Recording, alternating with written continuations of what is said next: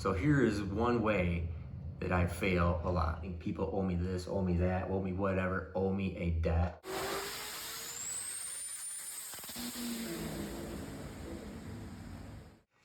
All right, everybody, you are here at episode 4 of Lord Willing, and so we are shooting this thing from the basement of my house because this is actually Sunday. And this is somebody new. This is my daughter, Caitlin. Say hi, Caitlin. Hi.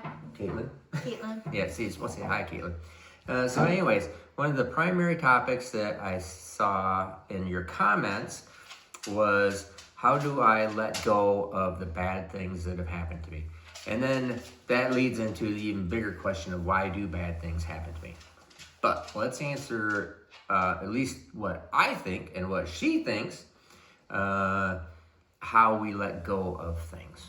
So, how do you let go of bad things that have happened to you? How do I let, and actually, the only thing I can tell you is, how do I let go of bad things that have happened to me? How does Caitlin let go of bad things that have happened to her? Maybe she hasn't let go of all the bad things that have happened to her. It is pretty hard. So I'm going to start out the question here with Caitlin and see what she has to say about it. Like that, I put you right on the spot. Yep. What do you want me to? I want you to answer what is it that, or how do you let go of things? So somebody says something, does something bad, something happens.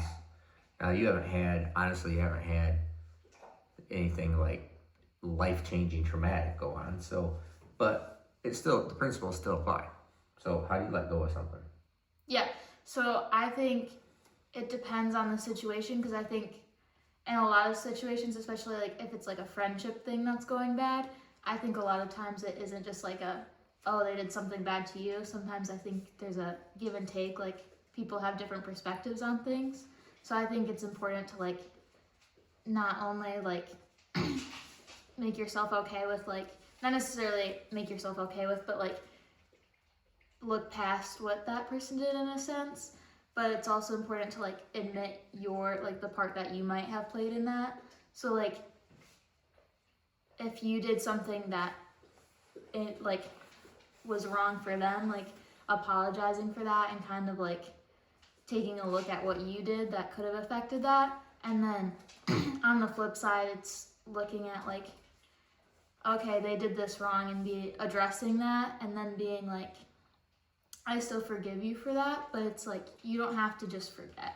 Like you could, like, it's not saying like, I'm gonna forgive and I'm going to like totally like just forget it and it's not in my brain anymore. It's this idea of like, a lot of people compare it to like, it is like a debt that they owe you in a sense of like, they did this wrong to you, but I'm not gonna carry that because it's not my responsibility to like do like the carry out justice on that. You have to leave it to God to do the justice on that, if that makes sense. Okay, what if they don't say, what if there is no I'm sorry from them? I think it still works the same way. You still have to, even if they don't think that they did wrong or they apologize or anything, you still can forgive them even without their apology, because forgiveness doesn't necessarily mean that you have to like, things have to go back to the way that they were in a sense. So what's the forgiveness do? It's like passing, like, oh, look at the cats here. There's a cat right outside my window. The dog hasn't seen the cat yet, and the cat hasn't seen the dog yet.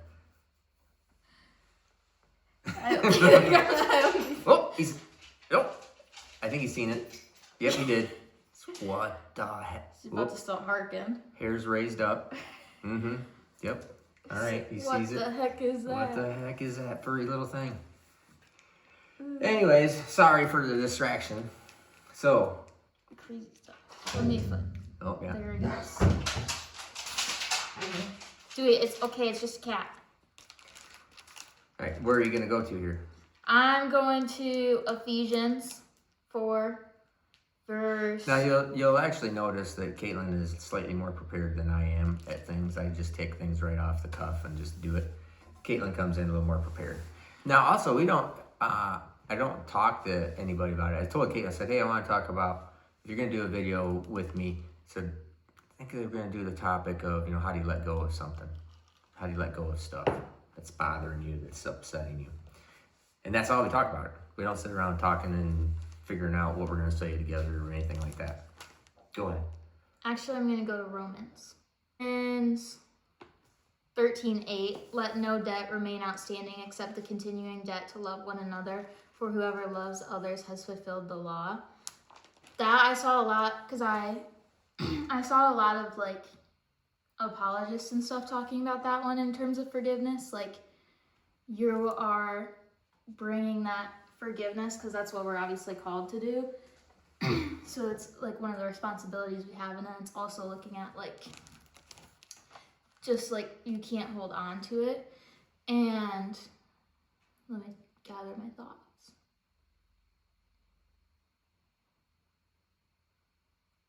Increasing my editing time here. Yep. I just saw a lot of people like comparing it to debt, like they like because it's like they're indebting themselves to you by hurting you, is like what a lot of people referred to it as that I saw. And that's kind of like what ties it into that passage. Yeah.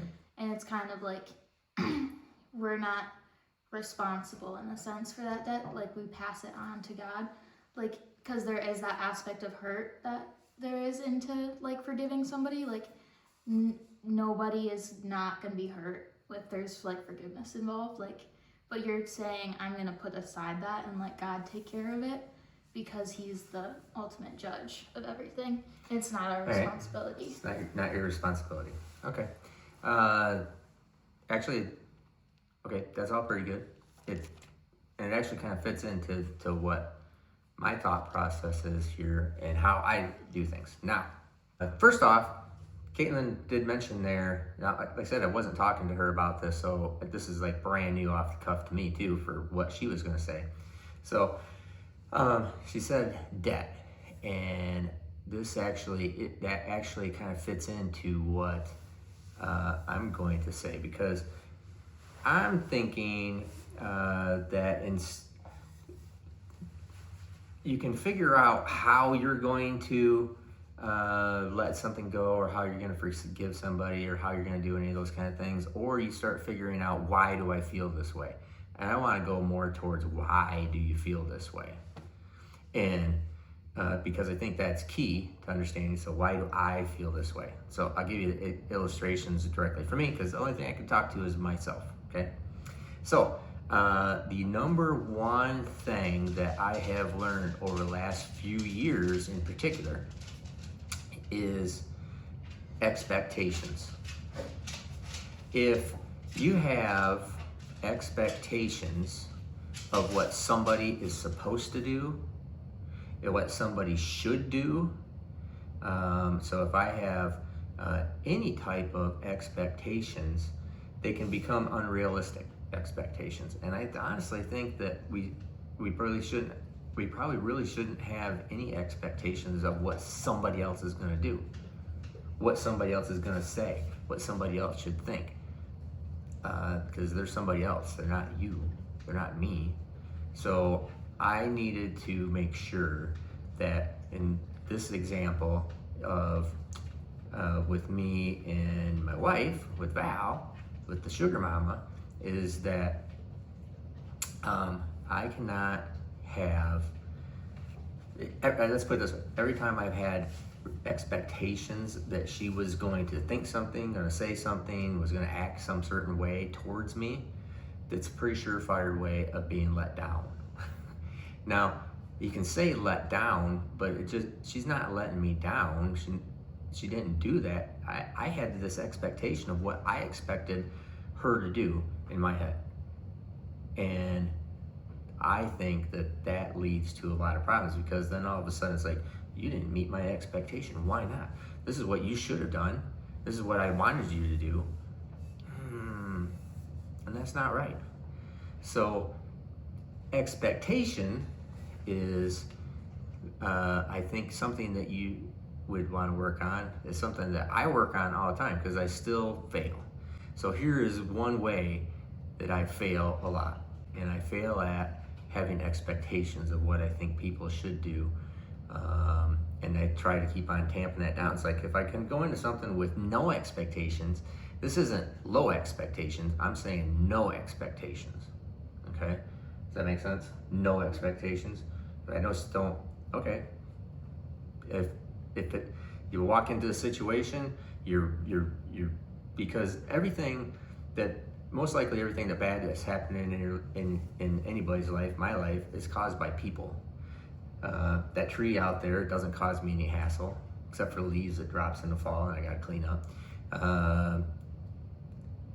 I'd say the dog doesn't cause me any hassle, but honestly, the dog hassles me fair amount. But so he's a bad illustration. Well, no, he's a good illustration. I learned to expect that he's not gonna do what I'm thinking, what I want him to do. Okay, but it's always people. So what we're talking about here is people and your expectations of what people have or do. Okay, now so if you come into any situation with anybody, and if you are already thinking, this is what I expect them to do, you're gonna be setting yourself up for failure, you're gonna be setting yourself up. I'm setting myself up for failure, I'm setting myself up for disappointment, and I'm usually setting myself up for getting angry. And that's usually my biggest problem, is if I expect somebody to do something or say something or be something and they don't, I typically get angry. Now, I've gotten much better on that over the course of the years because was actually taught this and understand this now. It's like I need to understand expectations. Now, why do you even have expectations? I think there's more to this, and I think there's so that is like something that you can do to limit how you're feeling about future stuff. You're probably, or I probably, when I've done this, it's hard to go backwards and change your expectations. Once you have the expectation, you have it. The point is, don't have it. Don't have the expectation of what you want your wife to do, your kids to do, fellow people, customers, whatever it may be. Don't go into it with certain expectations. It's gonna make you angry if you do. So this is a good way of avoiding that. Now, why do we have the problems with the expectations? So, let me tell you, this is one of my favorite stories in the world. Did I ever told you about Ricky Carmichael's story? I don't think so. All right. So, this is my primary story in life and this I've known for a very long time. And I try to apply to my life as much as possible. Yeah, 25 some odd years ago, right around there, okay? I used to race motocross. And I was still building engines, still doing everything here, and we used to race motocross, and I was low level, just a B rider. If you guys know what B riders are, this is exactly what it sounds. C or D C B A, semi-pro, pro. Okay, so anyways, I'm low level. Okay, nobody. But I remember the whole point is I go to this to Red Bud. Raceway. So Red Bud is a professional motocross track, and we were there hold on. So we go to Log Road because Log Road was a motocross track, and it was the week before the Red Bud Pro Nationals. Red Bud Pro Nationals, Red Bud. Okay, that's a super cool motocross race, professional motocross race. All right, it was the week before that. And so we're there, we're racing, and we all go, oh, sweet, look at that. There is Ryan Hughes. Now, if you happen to watch this, God bless you. But, so Ryan Hughes is there. And Ryan Hughes is racing at the same time as I am racing because AB was mixed, so they're running both classes, and he was just out there testing his bike, okay? So we all take off, and don't even see Ryan Hughes because he's so far ahead, and then all of a sudden, I see Ryan Hughes pulled over. I'm still racing. I see Ryan Hughes pulled over on the side of the track. He's got his helmet up, taking a drink, taking a little sip of something. The guys are working on his motorcycle. And then all of a sudden, I'm still going. All of a sudden, here comes Ryan Hughes, goes past me so fast, he almost knocks me down. And then we come around for the exact same spot in his pit where he was before, and he's stopped again, and he's got his helmet tipped up, and he's looking over here like this, and they're working on clickers on the bike and adjusting his suspension. And I'm going, holy cow, I'm just racing along, doing my best. And here he comes by me again. What? Just almost knocks me down. He goes by me so fast. Well, did this 3 times, all right? And so I'm thinking, holy cow. Now, Ryan Hughes, at that time in this year, and I can't remember the exact year, but I think Ryan Hughes was like 4th or 5th national points, okay? 4th or 5th in the nation, pro level, okay? This is no amateur stuff. Okay, so he is top 5, top tier, top 5 professional rider, okay? And so I'm going to Redbud the next weekend, and I'm thinking, Ryan Hughes is the fastest mother trucker on the earth. Holy crap, he is a bad mofo, okay? So they start the pro motocross race and Redbud Pro National, and Ricky Carmichael. So if Ricky Carmichael, you're working here, you're still the GOAT, all right? So Ricky Carmichael, considered the greatest of all time, is a little old now, but we'll get to that. So at this particular year, we're watching the race, and at this year, Ryan Hughes finished 4th, but that makes sense. He's 4th. He's top 5 in the world. All right. Ricky Carmichael lapped him. Ricky Carmichael lapped every rider up to 3rd place. So the guy that almost knocked me down because he went by me so fast 3 times in a matter of 1 race, got lapped by somebody better than him. So here I am. Here's somebody better than way better than I am, and then there's somebody that's way better than him. And here's where it comes to is that you're going to maybe someday you might be the baddest mother trucker, period. But ultimately, age takes you out because Ricky Carmichael is just now a fast but old, pudgy guy. He's gotten taken out by age. So no matter who you are, what you are, you can remember one thing, which is James 4:14. What do you know about your life? You're nothing but a mist that is here today and gone tomorrow. Okay? It's the whole Lord willing thing.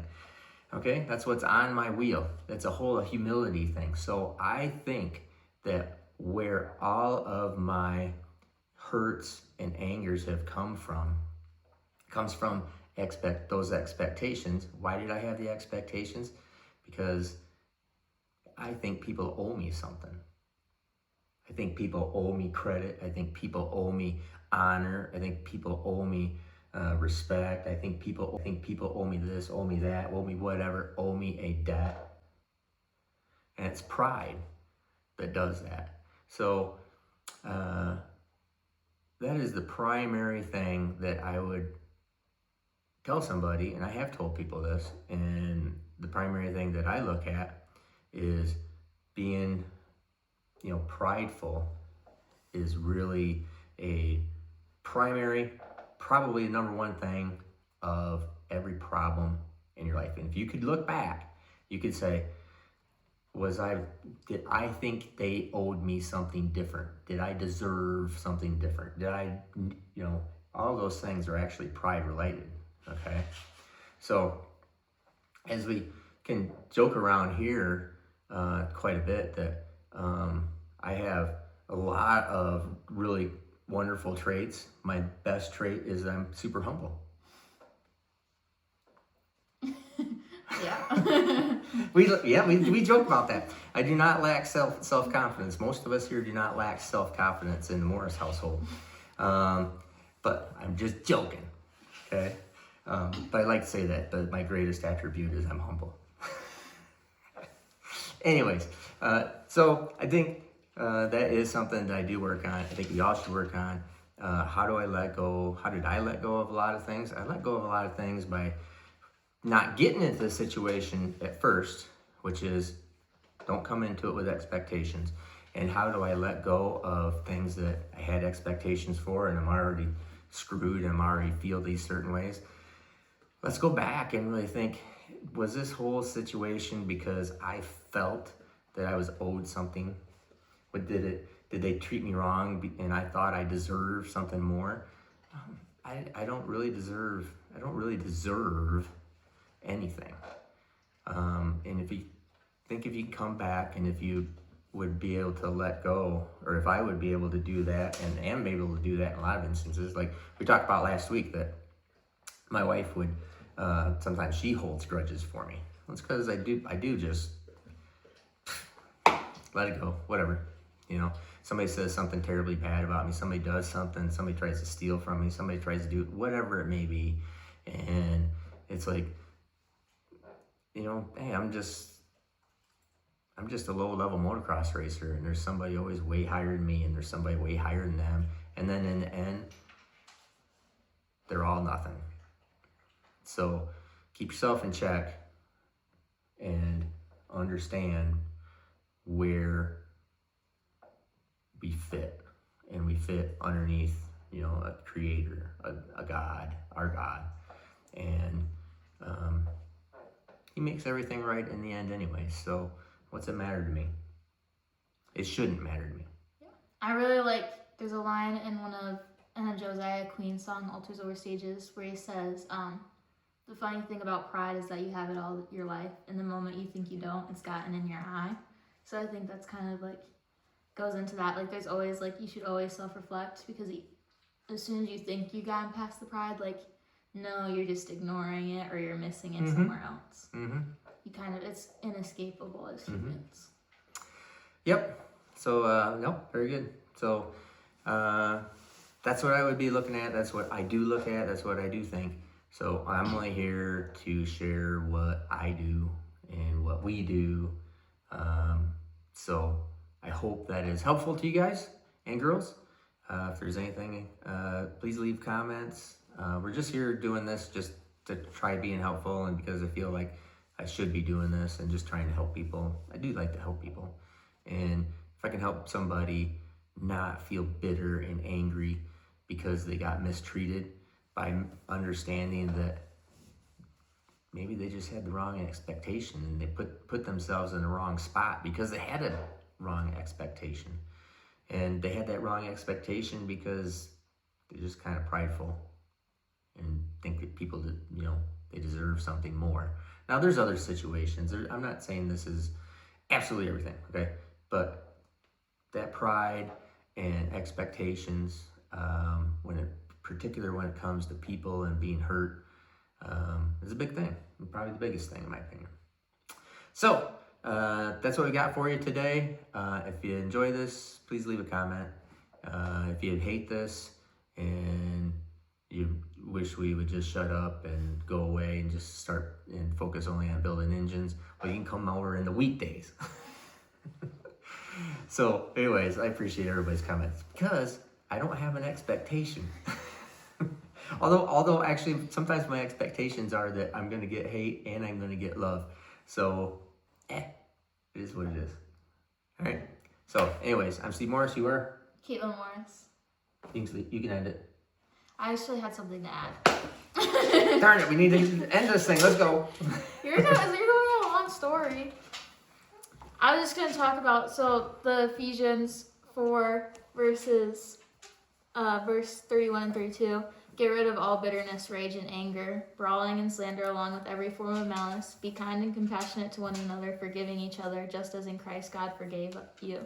So it's kind of that, I think there's a big aspect of God forgives us for literally everything. So it's kind of and we're called to forgive like Christ forgives. So you really can't be holding on to that, because...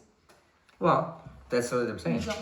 If you don't have the expectation that you're going to get X, Y, or Z, or somebody's going to treat you X, Y, or Z, you wouldn't have anything to forgive them for if you didn't have the expectation that they were going to do something in the first place. Yeah. So you actually have a lot less forgiving to do if you just have a lot less expectation of what people are going to do. Yeah. Okay? All right. Is that it? No, I wasn't. You took forever. The other thing was just on the bitterness and holding on to bitterness. I really Frank Turek talks about it. Bitterness is poisoning yourself to try to kill somebody else. It does you no good, and it doesn't affect them, it only does you harm. Like, you have to let go of bitterness because it's only affecting you and it's only harming your life.